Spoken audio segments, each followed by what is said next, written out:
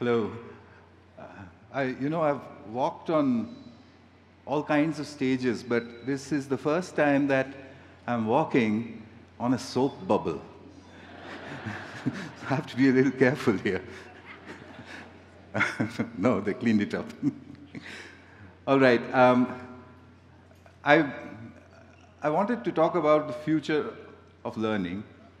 And as you know, the session is, what's the point of freedom? So when I saw that, I said, well, I mean, what am I going to say?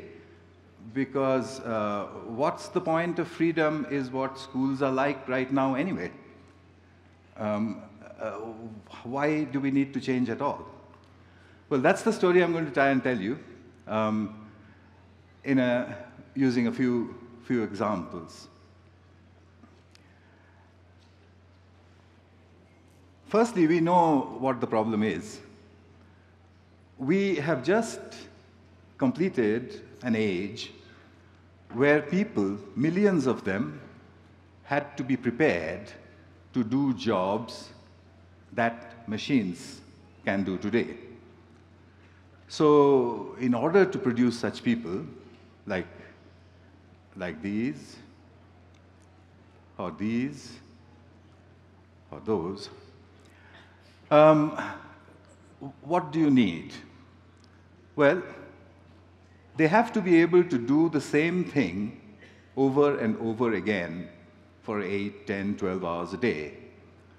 They have to be able to read and understand instructions and not ask questions. And most importantly, they must never, ever be creative. Can you imagine what will happen if there is a creative assembly line worker? You don't want that. So in order to produce these people who can work like machines, we built a system. You're all familiar with that system. Schools were designed to produce identical people. Everybody must know the same things. That's what it all looks like. We are all products of that system. So what's wrong? Well, the problem is that schools solved all the problems of the age gone by. They were designed to do that, and they did an excellent job. They produced all those identical people who did the jobs that machines do today. So what are we going to do with them now? That's the problem I think we need to focus on. Because when it comes to your child is not going to grow up in a world where he or she will have to do the job that a machine can do. So what are we going to prepare those children for? I ran into all this through a set of experiments now many, many years ago, 15 years ago, where I exposed children to the internet in public spaces. Very simple experiment. I didn't have an objective. I didn't have a design. I just provided the internet in public spaces to start with in India and just watched to see what children would do. We saw from those experiments that groups of children can learn how to use a computer and to use the internet by themselves. In those days, that was a very important result. It was unknown. Today, everybody knows it. Anybody who has watched a 3-year-old with an iPad knows that children can teach themselves to use computers. What else could they do? If they can use computers and the internet by themselves, what would they do with it? Well, play games, paint maybe, music. But is there anything else?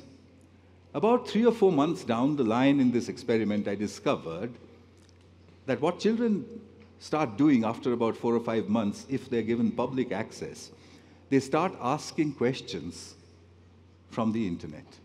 And these questions relate to almost anything at all. things that they do in school, things that they're curious about, and so on. The internet doesn't know that they are children. So the internet throws everything it has at them. The children don't know what they are supposed to read and what they're not supposed to read. So they read everything. 9-year-olds start to quote from the Harvard Business Review. So what does that mean? People then said, but they don't really understand, do they? And I thought, well, why don't we test it? And I did this entire series of experiments on trying to see that when children in groups, and groups are very important, when children in groups work with the internet and they find all sorts of strange and wonderful things, do they actually understand?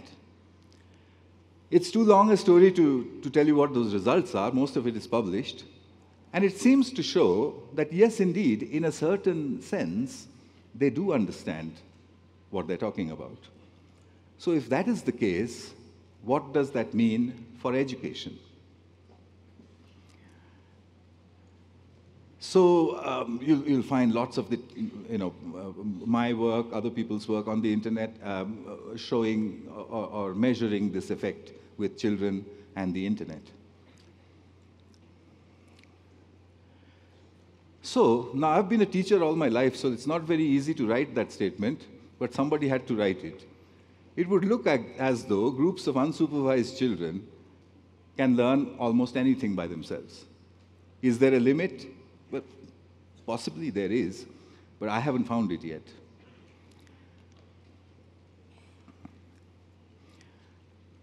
In England, in the schools of a city called Gateshead, I created what are called self-organized learning environments. How do they work? Well, you take a few computers, take about maybe 5 computers with big screens. Take 20 children and let them into that room. So in the Western world, the first question the children ask, where are all the other computers? To which I would say, well, they're not there. So you don't have to tell them that they need to make groups. They will anyway, if there are 5 computers and 20 children. And then you ask them a question. And you say, I've always wondered if this is true. I tried this this morning from my hotel's business center. I connected with a school in a Mexican city quite far away from here. And I worked with 11-year-olds. And I asked them the question, can trees communicate? And they said, no. So I said, well, how about if I give you about 20 minutes? And you come back to me and tell me, are you absolutely convinced that trees cannot communicate? After 20 minutes, they came back and said, no, they can. They can communicate with each other. And if they can communicate with each other, and this time they were asking me, do they have a brain? And I said, I don't know. It's strange to think that trees might have brains. And would you like to find out? And then they got to working again. That's the spirit of how these self-organized learning environments work. You can direct them towards curriculum, or you can direct them towards interesting, big questions. The questions have to be big, otherwise children don't engage. Our educational system, unfortunately, is built or designed backwards. When you get into a class and the teacher says, I'm going to teach you trigonometry, she doesn't say, what for? So if you are a child and you're sitting there, and you are likely to think to yourself, why are you doing this to me? Do it to somebody else. But on the other hand, and I have done this once in China, if you were to walk into the same classroom and say, well, how is it that every iPhone knows where it is? So the Chinese children said, what do you mean? I said, you know, your iPhone, you say my location, and it tells you where it is. How does it know that? So they got to working on their few computers, came back after a while and said, GPS. So I said, what's that? So they said, you know, there are satellites, and the satellites tell the phone where it is. And I said, how many? And they said, 3, at least. So I said, what's this with 3? And then after another 5 minutes or so, they came around and said, you know, there's a subject called trigonometry. And so I'm holding my breath and saying, would you like to know how it does it? And they said, yes. That's what I mean.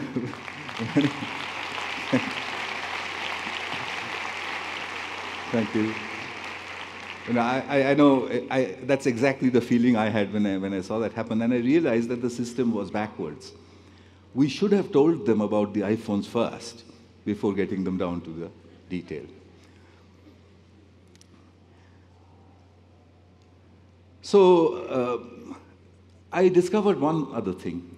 What do you, the teacher, do while this self-organizing system is going on? Well, I found that you do very little while they're working, except to encourage them. So back in 2010, I put out an advertisement, an article in a newspaper saying, if you are a British grandmother, if you have broadband and a web camera, then can you give me 1 hour of your time every week for free? And I got hundreds. They're called Skype grannies, or the granny cloud. The granny cloud's job, like what I did this morning, is to set the question, set the ball rolling, and then every now and then say, fantastic, how on earth did you do that? And you don't have to put it on. Like this morning with your little Mexican 11-year-olds, I didn't have to put it on. When I heard them say trees communicate, probably from using their roots as the medium, what else can you say except to say, wow, fantastic. And that helps them. It speeds up the process. So soul is really easy to construct, and teachers are doing this sort of all over the world. Here's a little clip. I will cut it short because we don't have too much time. Lessons learned from his very first experiments in India with portable computers, now being applied to schools in Gaza. Stephen? The process is that you take a group of children, you ask them to make groups of 4. Each group of 4. Okay, I described that already to you, but there's a problem. The problem is none of this will work unless we change the examination system. At the heart of our schooling system is an assessment engine. And it looks a bit like this. You know, this is a picture from 1920s. It's an office in 1920. The next picture is an examination hall. So can you not see what we are preparing our children for? For offices that used to exist 200 years ago. That system is driven by the exam. So I've been testing children with examinations that are different. What will happen if you allow the internet inside the examination? Well, in England, there was horror. One teacher said, what? They will answer everything. So I said, don't you want them to?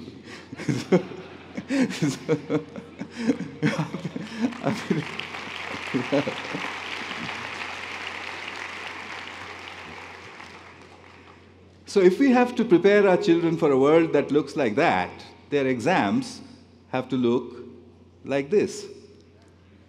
It's easy enough to do. Somebody has to just do it, you know. I'm sure students here will appreciate if their exam looked like that.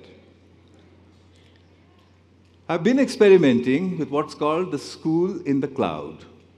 The school in the cloud is a facility where children can explore their innate curiosities. How do they do that? Using the big questions, using the groups, using all of that stuff which we learned for the last 16 years. And finally, we need to assess them. I don't know what that mechanism of assessment is going to be, but I know that the internet is going to play an incredibly important role inside that assessment system. Why is the internet not inside school? Is because our education system is in denial. It wants to pretend that the internet does not exist. We have to change that. In that change will lie the future of learning. Thank you.